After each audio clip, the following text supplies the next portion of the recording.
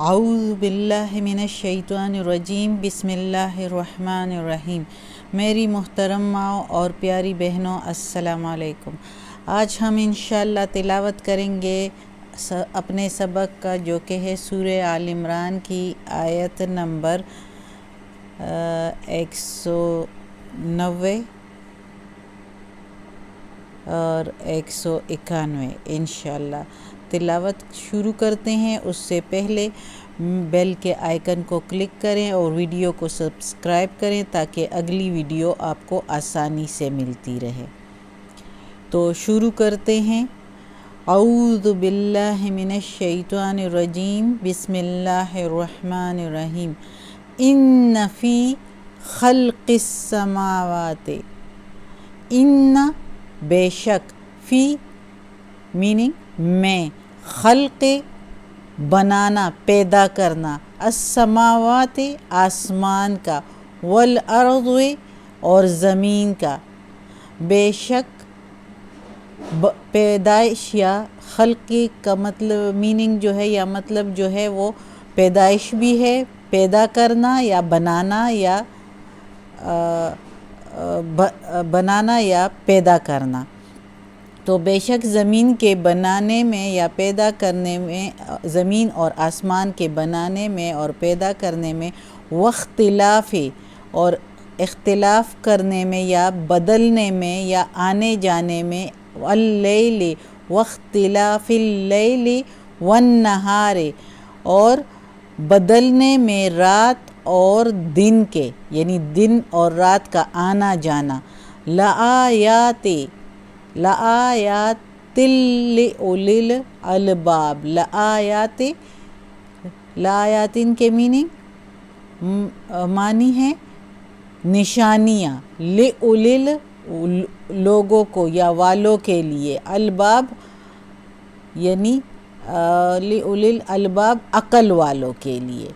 اس میں نشانیاں ہیں عقل والوں کے لیے۔ پوری آیت کا ترجمہ ہے کہ بے شک زمین اور آسمان کے بنانے میں اور رات اور دن کے بدلنے میں نشانیاں ہیں عقل والوں کے لیے۔ اب اس آیت میں اللہ تعالیٰ کہتا ہے کہ جو یہ آسمان کا بنانا، زمین کا بنانا اور رات اور دن کا آنا جانا، یہ عقل والوں کے لیے اس میں نشانیاں ہیں۔ یعنی ایک عقل مند آدمی جب آسمان اور زمین کی پیدائش اور ان کے عجیب اور غریب احوال اور روابط اور دن رات کے مضبوط اور مستحکم نظام پہ جب اس پر غور کرتا ہے تو اس کو یقین پڑ جاتا ہے، اس کو یقین ہو جاتا ہے کہ یہ سارا مرتب کیا ہوا سلسلہ ضرور کسی ایک خود مختار، کسی مختار کل، کسی قادر مطلق، کسی فرمانروا کے ہاتھ میں ہے کہ اس کا سلسلہ کسی اسپیشل کسی نے بنایا ہے اس کو، یہ خود بخود یہ سلسلہ نہیں چل سکتا، جس نے اپنی عظیم قدرت اور اختیار سے ہر چھوٹی بڑی مخلوق کی حد بندی کر رکھی ہے۔ کسی چیز کی مجال نہیں کہ اپنے حدود سے، اپنے محدود دائرہ وجود سے جو ہے، دائرہ عمل سے جو ہے وہ باہر قدم نکال سکے۔ یہ سارا کچھ کسی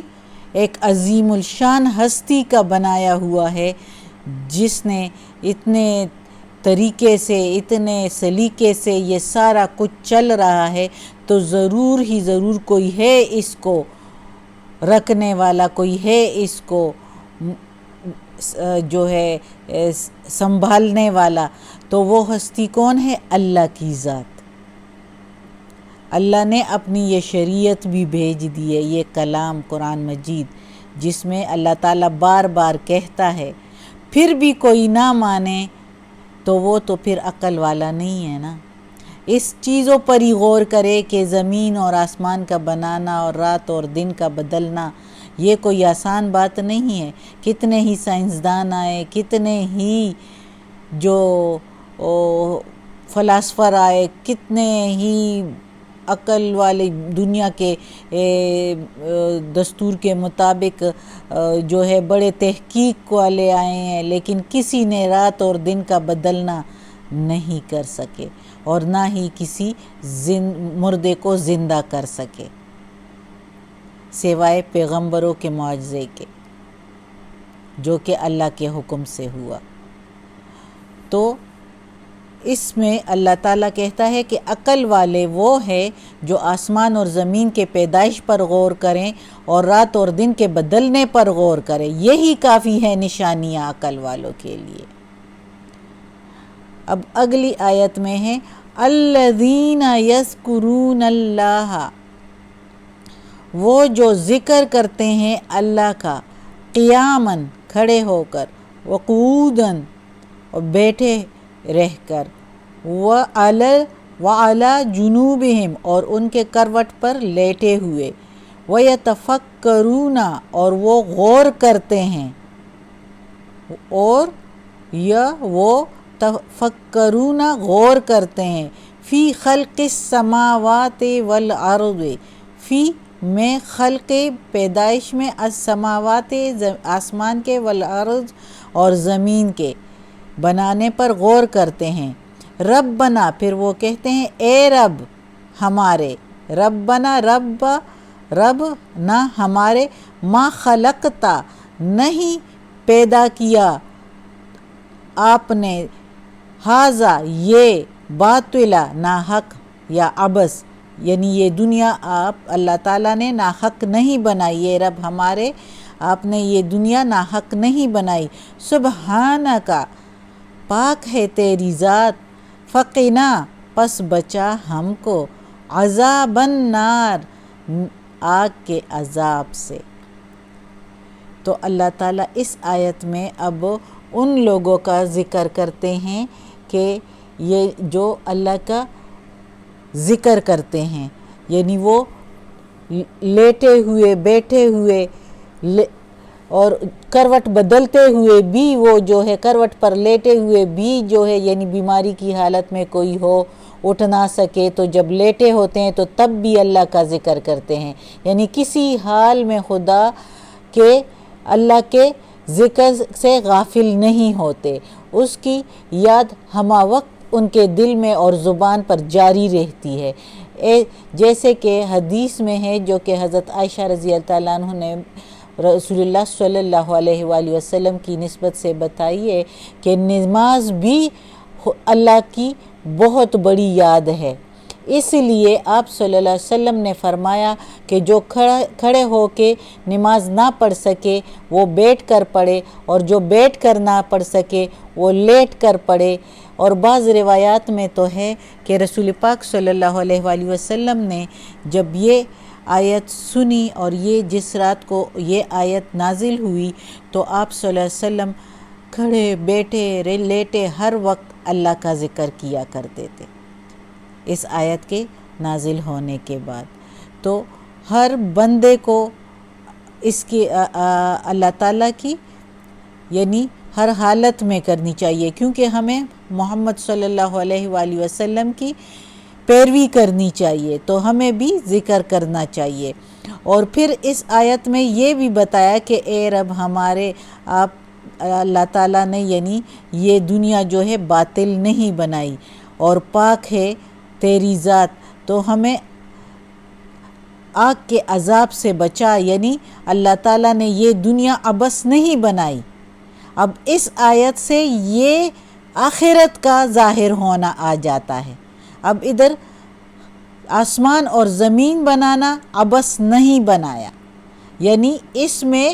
آزمائش ہے دنیا میں لوگوں کے لیے، مخلوق کے لیے،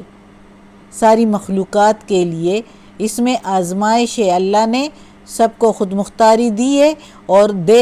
دیکھتا ہے کہ کون میری راہ پر چلے گا اور کون شیطان کی راہ اختیار کرے گا، جو دشمن ہے انسان کا اور اللہ کا، تو کون سیدھے راستے پر چلتا ہے۔ تو اب بات چلی گئی پیچھے آخرت کی طرف، یعنی پاک ہے تیری ذات اور یا اللہ ہمیں آگ کے عذاب سے بچائے، یعنی آخرت میں جب اس دنیا میں جو جس طرح کرے گا تو آخرت میں اس کا صلہ پائے گا، جس نے برا کیا وہ آگ کا عذاب پائے گا، اور جس نے اچھا کام کیا اس کے لیے جنت تیار ہے۔ تو اس آیت میں اللہ تعالیٰ نے واضح کر دیا کہ یہ دنیا عبث نہیں بنائی گئی، باطل نہیں ہے، جھوٹ نہیں ہے، اس کے پیچھے اس کا اجر بھی ہے۔ اللہ ہمیں اپنے نیک اور صالح لوگوں میں شامل کرے اور جنت نصیب کرے اور آگ کے عذاب سے بچائے، آمین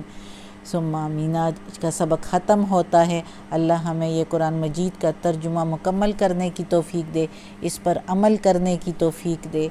یا اللہ، یا رحمان و یا رحیم، یا رب العالمین، یا مالک یوم الدین، یا علی کل شیء قدیر، یا اللہ ہمیں، ہمارے والدین کو، ہماری اولاد کو، ہمارے گھر والوں کو، میری استانی آپی جان کو جس سے میں نے پڑھا، ہمارے سارے رشتہ داروں کو، بھائی بہنوں کو، بھابھیوں کو، نندوں کو، سارے رشتہ داروں کو، کل مومن مسلمانوں کو یا اللہ جنت فردوس میں جگہ عطا فرما، دوزخ کے عذاب سے بچا، قبر کی سختی آسان فرما یا اللہ، وقت نزاع کی سختی بھی آسان فرما، اور یا اللہ ہمیں عافیت والے معاملات دے یا اللہ، ہماری ساری پریشانیاں، دکھ درد یا اللہ، ہمارے ساری بیماریاں، تکالیف، پریشانیاں ختم کر دے یا اللہ، ہم سے دور کر دے اور ہمیں اپنے نیک اور صالح لوگوں میں شامل کر دے، آمین۔